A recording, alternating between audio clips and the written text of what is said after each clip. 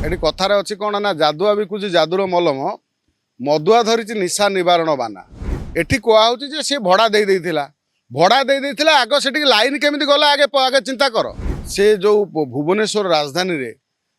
एते शह शह क्वार्टर फांका पड़ा और साधारण लोक दखल करवा आपण भावुं कि ए बिना प्रशासन को सला सुतुरा ये 5-6 वर्ष है क्या आखि देखा जाऊन आखि फुटी जाता एबे समस्त आखिरे सब ये पड़गला देखीदे सब क्वार्टर सब कौन कहला ना माड़ी बस प्रथम आम देखा जे सरकारी क्वार्टर को साधारण लोक दखल कर दौरान माने सरकारी ये जो कार्यालय जहाँ सब अच्छे सचिवालय को सब दखल करदे सरकारी क्वार्टर पाती किए सरकारी कर्मचारी पाती ना वरिष्ठ सांबादिक पाती वरिष्ठ कलाकार को दि जाए वरिष्ठ समाजसेवी को दि जाए विभिन्न वरिष्ठ व्यक्तित्व जो माने विशिष्ट व्यक्तित्व माने जो माने क्वार्टर पाइबा योग्य से दि जाए क्वार्टर अलॉट करा जाए क्वार्टर जो गोटे सरकारी कर्मचारी पाए दौड़ी दौड़ी तार चप्पल छिंडी जाए आज भी अनेक गवर्नमेंट जो माने चाकरी कर सरकारी चाकरी से माने क्वार्टर रू वंचित से माने भड़ा घर रोचंदी क्वार्टर टी जितेबाला जोता छिंडी जाए जो क्वार्टर टी मिले दौड़ी दौड़ी से लगे जमी से जो गवर्नमेंट ऑफिसर गोटे गड़ जीतीगला भाया लगे जो गोटे गड़ जीतीगला गोटे क्वार्टर पाइला किंतु ओडिशार जहाँ को राजधानी कहुए जार मुखस्थली ओडिशार से जो भुवनेश्वर राजधानी रे एते शह शह क्वार्टर फांका पड़ा और साधारण लोक दखल करवा आपण भावुं कि ए बिना प्रशासन को सला सुतुरा कि कहीं जानी ना जे क्वार्टर समस्ते आसिक माड़ी बसिले आम बांग्लादेश पशिगले साधारण लोक पशिगले माड़ी बसिले ये कहीं जानी ना सबू मिली भगत ये कथार अच्छी कौन ना जादुआ बिकुची जादुर मलम मदुआ धरी निशा निवारण बाना एठी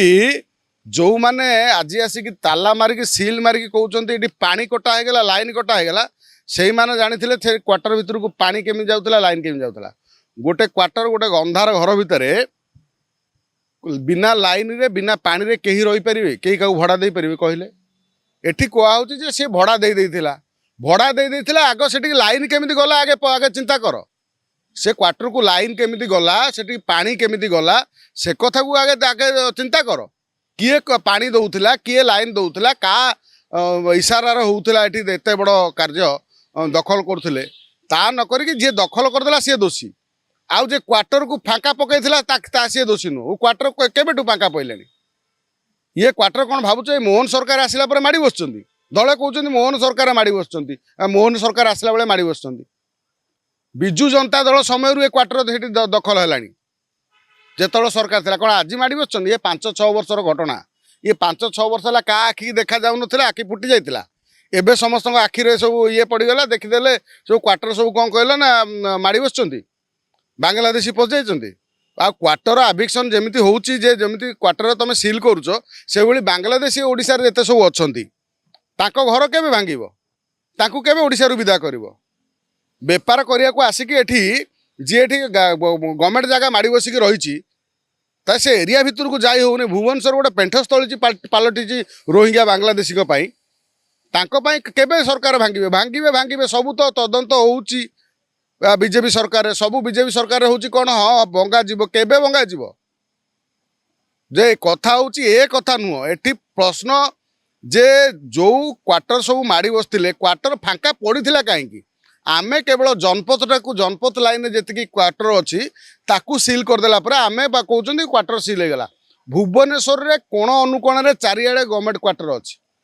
अनेक शह शह क्वार्टर बर्तमान विभिन्न एरिया भितर फांका पड़ी से किए रोचे कौ क्वार्टर रे कौन अच्छी ए बाबद सरकार पाखे संपूर्ण तथ्य अच्छी कि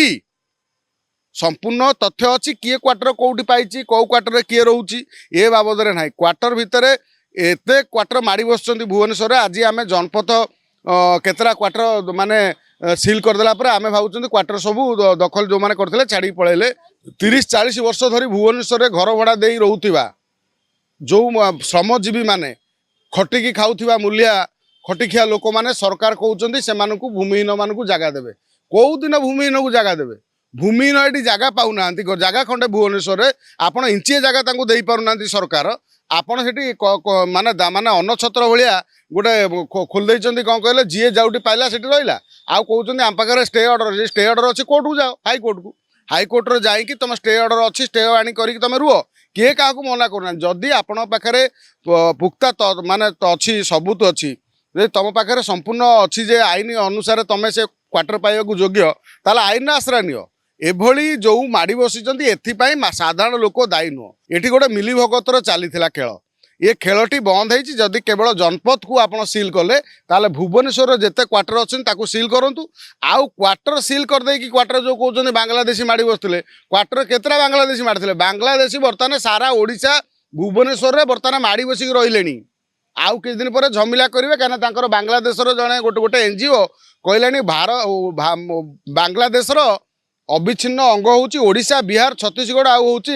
କଲିକତା। ତେଣୁ ସିଏ ଯେତେବେଳେ ସେଠି ଘୋଷଣା କଲାଣି, ଏଠି ବାଂଲାଦେଶକୁ ଆମର ଜଣେ ମେୟର ଏଠି କହିଲେଣି ଯେ ବାଂଲାଦେଶକୁ ବିଦା କରାଯିବ ନାହିଁ, ବାଂଲାଦେଶରେ ଯେଉଁମାନେ ଭୋଟର କାର୍ଡ଼ ID କାର୍ଡ଼ ପାଇଛନ୍ତି। ତେଣୁ ଇଏ କୋଉଠି ନା କୋଉଠି ଗୋଟେ ସଂଯୋଗ ଯେ ଇଏ ଓଡ଼ିଶାକୁ ବାଂଲାଦେଶରେ ପରିଣତ କରିବା ପାଇଁ ଇଏ ଗୋଟେ ସୁଚିନ୍ତିତ ଷଡ଼ଯନ୍ତ୍ର ବୋଲି ମୁଁ କହିବି।